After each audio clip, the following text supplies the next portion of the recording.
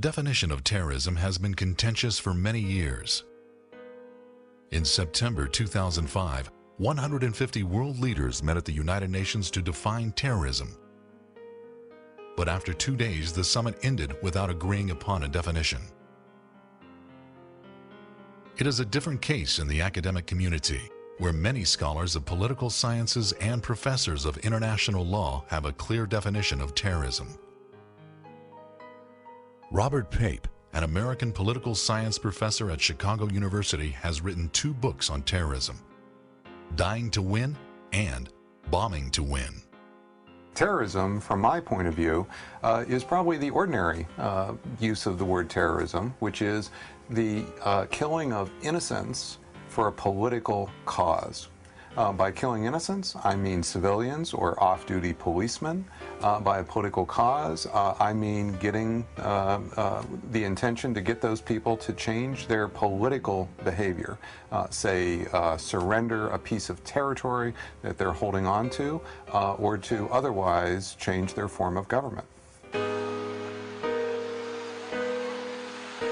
Philippe Sands, a professor of international law at the University College of London and also the author of 2 important books, Lawless World and Torture Team.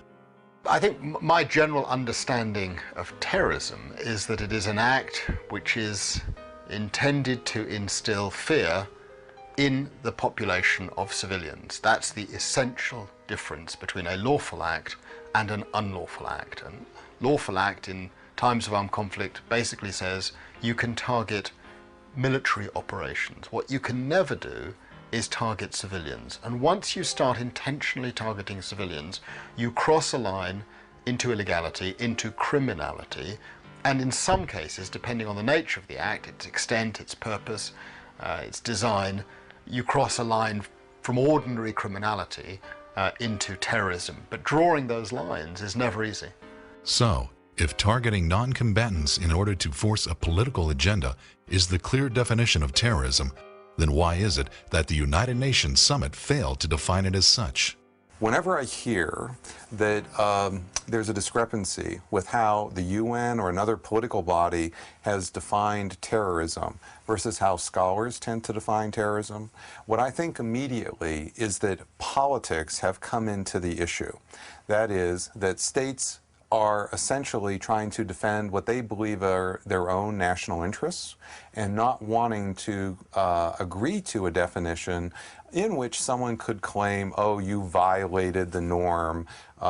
And so what I think is happening is that we shouldn't really be expecting a political body such as the UN to come together to have a clean definition of terrorism.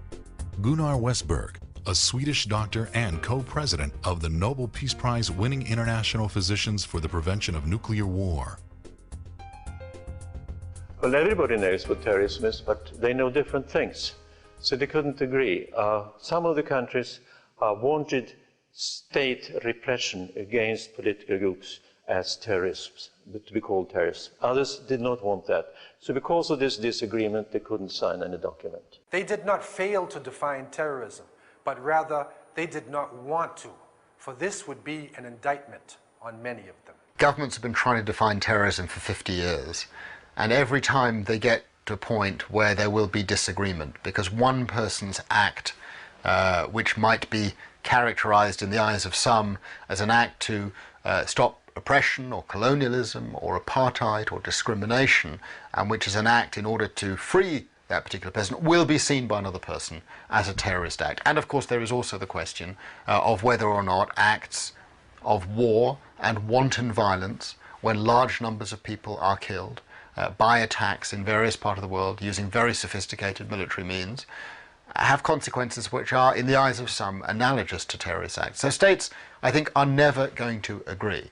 What states can agree on, if they can't agree on what terrorism is they can agree, and they have agreed, that there are certain things that no one can do in any circumstances. You can never target civilians. That is the golden central rule. Once you cross that line, once you break that rule, you expose yourself to the risk of criminal responsibility. Throughout the past 2 decades, there has been a growing trend of connecting Muslim people to terrorism. Increasingly, after an act of terrorism, the default reaction around the world has been to suspect Muslim people. There is a number of erroneous statements that are often made by people in the media in the West. One is to say that not all Muslims are terrorists, we agree, but all terrorists are Muslims. This is a very misleading statement, and factually it is not correct. Muslims, even those who deviate from Islam, who committed acts of terror, were not the first to do it, nor the majority of people who got involved in this kind of operations. Not just Muslims are terrorists. There are Christian terrorists, there are secular terrorists, there are Jewish terrorists, there are Muslim terrorists, there are Hindu terrorists, and of course there are many, many more of all of those people and all sorts of other people who are not terrorists. It's a very simplistic approach, I suppose, that I'm taking, but it would be quite wrong to ascribe the category of terrorist to any particular group at any point ever. That would be quite wrong. Terrorism has been there for an enormously long time, and I think it will always be there. And I don't even see that Muslims are the main perpetrators if we look at the world. Hindus are doing an enormous amount of terrorists, for instance. And in Europe, we had all kinds of political groups who strongly influenced the politics of the country through their violent acts. Terrorism goes back since time immemorial, as I've defined it, or as even the 1997 Convention defines it. We have examples in Britain. I grew up as a child in London when my mother wouldn't allow me to go shopping in the centre of town because a group known as the Irish Republican Army, the IRA, who happened to be Catholics, were bombing the centre of London. Those were terrorist acts.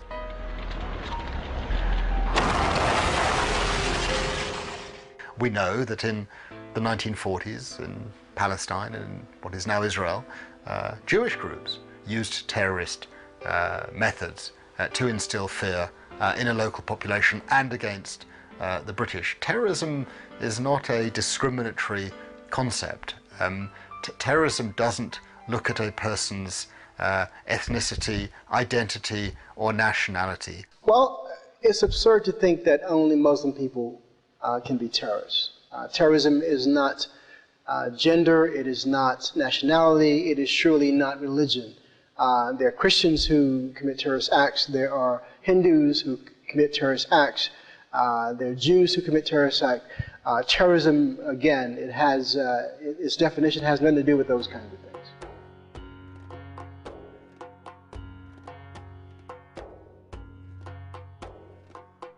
In 1994, Baruch Goldstein killed 29 Muslims and injured more than 150 others while they were prostrating in prayer at the Ibrahimi Mosque in Palestine. Goldstein was a New York-born Jewish Israeli and a member of the Jewish Defense League, a militant Jewish organization founded by Rabbi Meir Kahane. In 1995, Timothy McVeigh, a member of the Oklahoma-based Christian group Elohim City, bombed an office complex in downtown Oklahoma, killing at least 168 Americans and injuring nearly 700.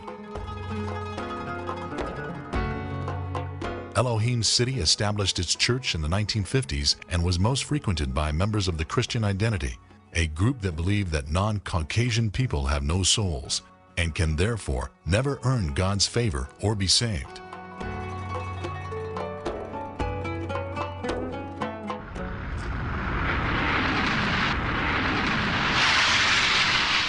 In 2001, a group of Muslims that have come to be known as Al-Qaeda claimed responsibility for hijacking 4 planes and flying them into U.S. civilian and military targets. An estimated 3,000 people were killed, most of them in the World Trade Center in Manhattan, New York.